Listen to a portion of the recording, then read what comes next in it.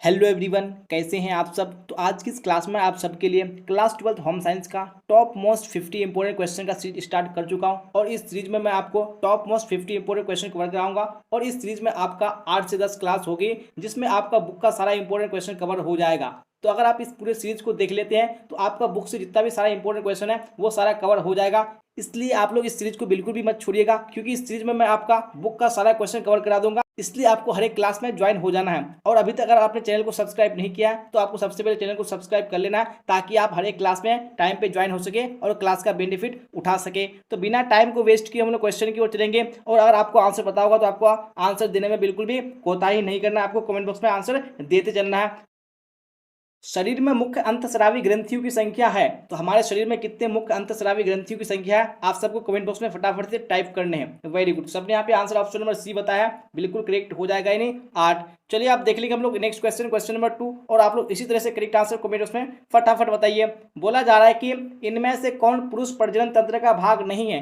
कौन सा पुरुष प्रजनन तंत्र का भाग नहीं है यहाँ पे आप सबको बताने हैं। तो ऑप्शन नंबर डी जो है वो बिल्कुल करेक्ट हो जाएगा, नहीं अंडाशय हो जाएगा, क्योंकि अंडाशय क्या है, ये मादा प्रजनन तंत्र का भाग है। इसलिए ऑप्शन नंबर डी करेक्ट हो जाएगा। तो आप देख लेंगे हम लोग नेक्स्ट क्वेश्चन, क्वेश्चन नंबर 3। क्या बोला जा रहा है 3 में, गर्भ अवस्था की अवधि कितने दिनों की होती है। जो ये गर्भ अवस्था की अवधि होती है, ये पीरियड जो होता है, ये कितने दिनों का होता है, फटाफट से आप लोग टाइम यानी कमेंट बॉक्स में राइट आंसर बताइए। तो 3 का जो ऑप्शन नंबर ए होगा यानी 280 दिन बिल्कुल करेक्ट हो जाएगा। चलिए आप देख लेंगे हम लोग नेक्स्ट क्वेश्चन, क्वेश्चन नंबर 3 हो चुका है। 4 को देख लेते हैं क्या है 4 में। वेरी गुड, तो क्वेश्चन स्क्रीन पे आ चुका है, फटाफट टाइप कीजिए आप लोग आंसर कौन सा करेक्ट होगा।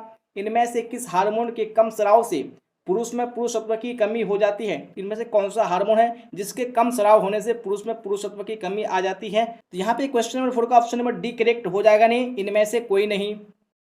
चलिए तो अब देख लेंगे हम लोग नेक्स्ट क्वेश्चन, क्वेश्चन नंबर 5। और आप लोग 5 का राइट आंसर बताइए कमेंट उसमें कौन सा ऑप्शन करेक्ट होगा। बोला जा रहा है कि रोज धर्म, जिसको मासिक धर्म भी कहा जाता है, स्त्रियों में सामान्यतः कब समाप्त हो जाता है। तो ये कब समाप्त हो जाता है पूरी तरीके से मासिक धर्म। तो यहाँ पे 5 में जो करेक्ट आंसर हो जाएगा वो ऑप्शन नंबर डी, यानी लगभग 45 से 50 वर्ष की आयु में ये समाप्त हो जाता है। चलिए आप देख लेंगे हम लोग नेक्स्ट क्वेश्चन, क्वेश्चन नंबर 6। और आप लोग भी राइट आंसर बताइए 6 में कौन सा ऑप्शन करेक्ट होगा।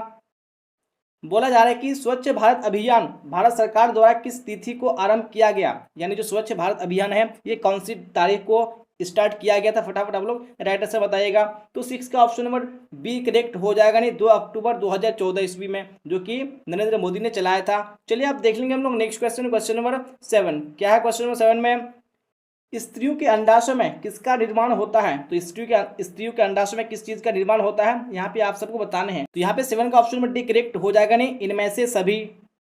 चलिए तो अब देख लेंगे हम लोग नेक्स्ट क्वेश्चन, क्वेश्चन नंबर 8। जी हाँ, तो क्वेश्चन नंबर 8 भी स्क्रीन पे आ चुका है। क्या बोला जा रहा है, मानव शरीर का सबसे बड़ी ग्रंथि निम्न में से कौन है। तो वो कौन सी ग्रंथि है जो मानव शरीर की सबसे बड़ी ग्रंथि है। तो यहाँ पे ऑप्शन नंबर ए करेक्ट हो जाएगा, नहीं यकृत हो जाएगा। तो यहाँ पे ऑप्शन नंबर ए बिल्कुल राइट हो जाएगा। चलिए अब देख लेंगे हम लोग नेक्स्ट क्वेश्चन, क्वेश्चन नंबर 9। क्या बोला जा रहा है 9 में, थायराइड ग्रंथि से निकलने वाला हार्मोन कहलाता है। तो वो क्या कहलाता है जो थायराइड ग्रंथि से हार्मोन निकलता है। तो यहाँ पे जो करेक्ट आंसर हो जाएगा वो ऑप्शन नंबर बी, यानी थायरोक्सिन कहलाता है।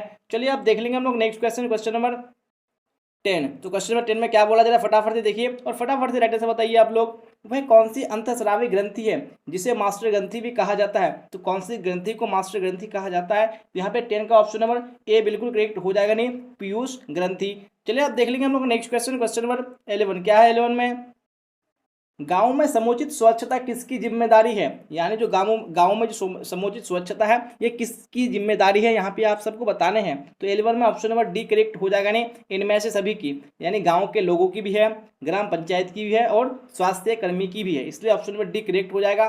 चलिए तो अब देख लेंगे हम लोग नेक्स्ट क्वेश्चन, क्वेश्चन नंबर 12। क्या है 12 में, निम्न में से कौन सा गर्भ अवस्था परीक्षण है। यानी यहाँ पे कौन सा गर्भ अवस्था परीक्षण है, गर्भ अवस्था का टेस्ट है वो आप सबको बताने हैं। तो यहाँ पे 12 का जो करेक्ट आंसर हो जाएगा वो ऑप्शन नंबर डी, यानी इनमें से सभी हो जाएगा। मूत्र की जांच, रक्त की जांच, उसके बाद वजन की जांच। चलिए अब देख लेंगे हम लोग नेक्स्ट क्वेश्चन, क्वेश्चन नंबर 13। तो यहाँ पे 13 स्क्रीन पे आ चुका है। क्या बोला जा रहा है, हार्मोन असंतुलन के सामान्य लक्षण है। तो कौन से हार्मोन असंतुलन के सामान्य लक्षण है यहाँ पे आप सबको बताने हैं। तो 13 का जो करेक्ट आंसर हो जाएगा वो ऑप्शन नंबर डी हो जाएगा, जिन्हें इनमें से सभी। चलिए आप देख लेंगे हम लोग नेक्स्ट क्वेश्चन, क्वेश्चन नंबर 14। तो 14 भी स्क्रीन पे आ चुका है। क्या बोला जा रहा है, अंडे और शुक्राणु के संयोजन की प्रक्रिया को कहते हैं। तो इस प्रक्रिया को क्या कहते हैं? अंडे और शुक्राणु के संयोजन की। यहाँ पे 14 में जो करेक्ट आंसर हो जाएगा वो ऑप्शन नंबर ए यानी निषेचन कहते हैं। चलिए अब देख लेंगे हम लोग नेक्स्ट क्वेश्चन, क्वेश्चन नंबर 15। चलिए तो 15 का फटाफट आप लोग राइट आंसर बताइए कौन सा ऑप्शन करेक्ट होगा। बोला जा रहा है कि स्वच्छ भारत अभियान का क्या लाभ है। तो जो स्वच्छ भारत अभियान चलाया गया इसका क्या लाभ है, फटाफट से आप लोग कमेंट बॉक्स से राइट आंसर बताइए। तो 15 का ऑप्शन नंबर डी करेक्ट हो जाएगा नहीं, इनमें से सभी ये सारे क्या है स्वच्छ भारत अभियान के लाभ हैं। चलिए तो आप देख लेते हैं हम लोग नेक्स्ट क्वेश्चन, क्वेश्चन नंबर 16 क्या है। 16 में माँ का दूध बच्चों को प्रदान करता है। तो माँ का दूध बच्चों को क्या क्या प्रदान करता है यहाँ पे आप सबको बताने हैं। तो 16 में ऑप्शन नंबर सी करेक्ट हो जाएगा नहीं, दोनों यानी प्राकृतिक प्रतिकारिता और सुरक्षा एवं स्नेह, यानी दोनों हो जाएगा। चलिए अब देख लेंगे हम लोग नेक्स्ट क्वेश्चन, क्वेश्चन नंबर 17 क्या है। 17 में शिशु को जन्म के उपरांत देना चाहिए। तो शिशु को जन्म के उपरांत यानी जन्म के बाद से क्या देना चाहिए, यहाँ पे आप सबको फटाफट राइट आंसर बताने हैं। तो 17 का ऑप्शन नंबर ए करेक्ट हो जाएगा नहीं, माता का दूध। चलिए आप देख लेंगे नेक्स्ट क्वेश्चन, क्वेश्चन नंबर 18 क्या है। 18 में स्तनपान आवश्यक है। तो स्तनपान किसके लिए आवश्यक है, फटाफट से आप लोग राइट आंसर बताइएगा। तो 18 में ऑप्शन नंबर ए करेक्ट हो जाएगा नहीं, शिशु तथा माता दोनों के लिए है।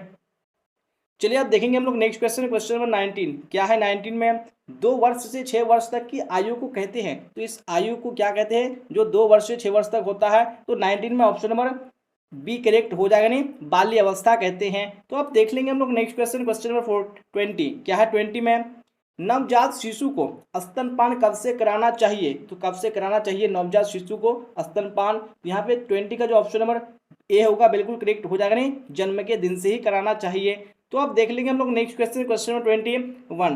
जी हाँ, तो यहाँ पे क्वेश्चन की आ चुके हैं हम लोग, फटाफट आप लोग राइट आंसर बताइए। बच्चों की वैकल्पिक देखरेख की आवश्यकता होती है। तो बच्चों की वैकल्पिक देखरेख की आवश्यकता कब होती है, फटाफट से आप लोग राइट आंसर बताइए। वेरी गुड, तो बिल्कुल आप सबने यहाँ पे डी आंसर दिया, बिल्कुल करेक्ट हो जाएगा नहीं इनमें से सभी। चलिए आप देख लेंगे हम लोग नेक्स्ट क्वेश्चन, क्वेश्चन नंबर 22 क्या है। 22 में जन्म के समय नवजात शिशु की औसत भार होती है। तो जो औसत भार होता है, जो एवरेज वेट होता है बच्चों का जन्म के समय, वो कितना होता है, यहाँ पे राइट आंसर बताइए। तो 22 में ऑप्शन नंबर बी करेक्ट हो जाएगा नहीं, 2.5 से 3.5 किलोमीटर यानी 2.5 किलोग्राम से 3.5 किलोग्राम। चलिए आप देख लेंगे हम लोग नेक्स्ट क्वेश्चन, क्वेश्चन नंबर 23 क्या है। 23 में राष्ट्रीय प्रतिरक्षा कार्यक्रम के अंतर्गत बच्चों को किस रोग से बचाने के लिए विटामिन ए दी जाती है। तो वो कौन सा रोग है जिससे बचाने के लिए बच्चों को विटामिन ए दी जाती है। तो 23 का correct answer option number A हो जाएगा नहीं, रतौंधी।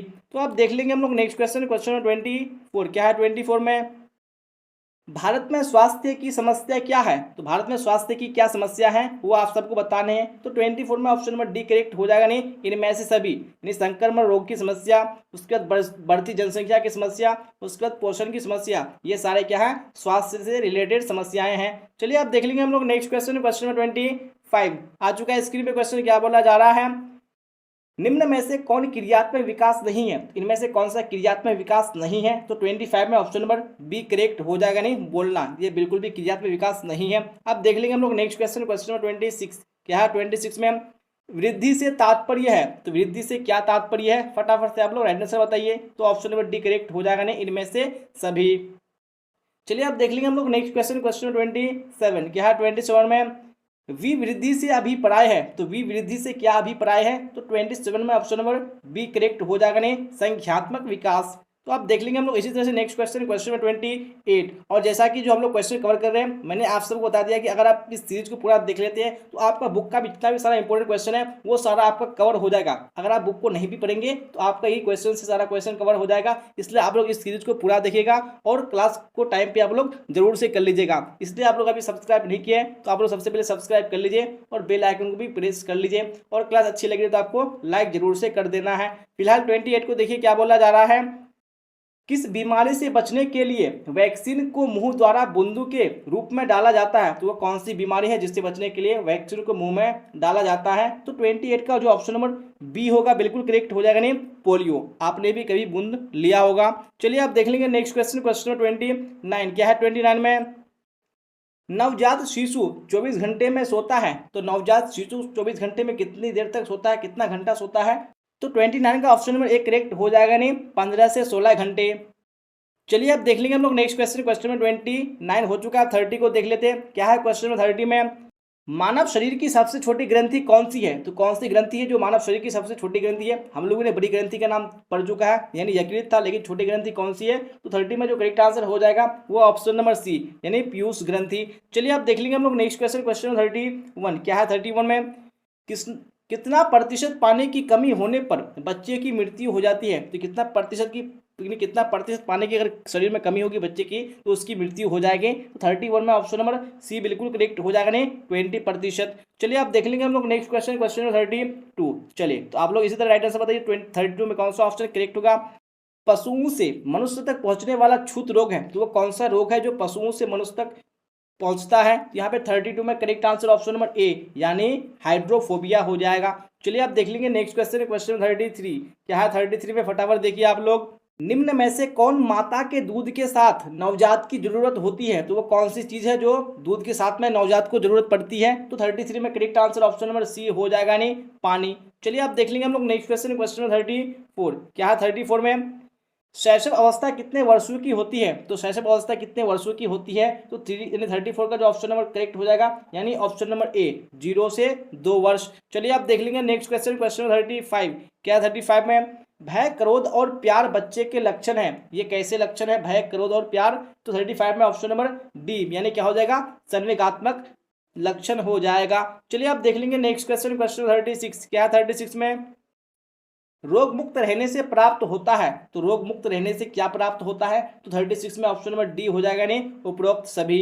चलिए आप देख लेंगे नेक्स्ट क्वेश्चन, क्वेश्चन 37 क्या है? 37 में बीसीजी का टीका किससे संबंधित है? तो किस चीज के लिए बीसीजी का टीका लगाया जाता है? यहाँ पे आप सबको राइट आंसर बताने हैं। तो 37 में ऑप्शन नंबर ए, यानी टीबी रोग के लिए। तो आप देख लेंगे नेक्स्ट क्वेश्चन, क्वेश्चन 38 बोला जा रहा है कि आईसीडीएस कार्य करती है, तो आईसीडीएस किसके लिए कार्य करती है? फटाफट से आप लोग राइट आंसर बताइए। तो ऑप्शन नंबर डी हो जाएगा, यानी बच्चों एवं महिलाओं दोनों के लिए कार्य करती है। चलिए आप देख लेंगे नेक्स्ट क्वेश्चन, क्वेश्चन 39 क्या है? 39 में समेकित बाल विकास सेवाएं यानी आईसीडीएस की स्थापना किस वर्ष हुई थी? तो कौन से वर्ष में इसकी स्थापना हुई थी समेकित बाल विकास की? तो 39 में ऑप्शन नंबर ए करेक्ट हो जाएगा, नहीं वर्ष 1975 ईस्वी में। चलिए आप देख लेंगे हम लोग नेक्स्ट क्वेश्चन, क्वेश्चन 40। चलिए 40 भी स्क्रीन पे आ चुका है। बोला जा रहा है कि रक्त कोशिकाएं नहीं है, तो कौन सी यहाँ पे रक्त कोशिकाएं नहीं है? तो 40 का जो करेक्ट आंसर हो जाएगा वो ऑप्शन नंबर सी, यानी स्प्लीन। बाकी लाल रक्त कणिकाएं, उसके बाद सफेद रक्त कणिकाएं, उसके बाद प्लेटलेट्स, ये तीनों क्या है? ये रक्त कोशिकाएं हैं। तो ऑप्शन नंबर सी होगा बिल्कुल करेक्ट। चलिए आप देख लेंगे नेक्स्ट क्वेश्चन, क्वेश्चन 41 क्या है? 41 में टीकाकरण बच्चों को बचाता है, तो टीकाकरण बच्चों को किस चीज से बचाता है? यहाँ पे आप सबको बताने हैं। तो 41 में ऑप्शन नंबर डी हो जाएगा, नहीं उपयुक्त सभी से, यानी पोलियो से भी बचाता है, उसके बाद हेपेटाइटिस से भी और चेचक से भी। चलिए आप देख लेंगे नेक्स्ट क्वेश्चन, क्वेश्चन 42 क्या बोला जा रहा है? 42 में संक्रमण की पहली अवस्था है, तो इनमें से कौन सी संक्रमण की पहली अवस्था है? फटाफट से आप लोग राइट आंसर बताइए। तो ऑप्शन नंबर ए बिल्कुल करेक्ट हो जाएगा, नहीं उद्भव काल। ये क्या है? संक्रमण की पहली अवस्था है, पहला स्टेज है।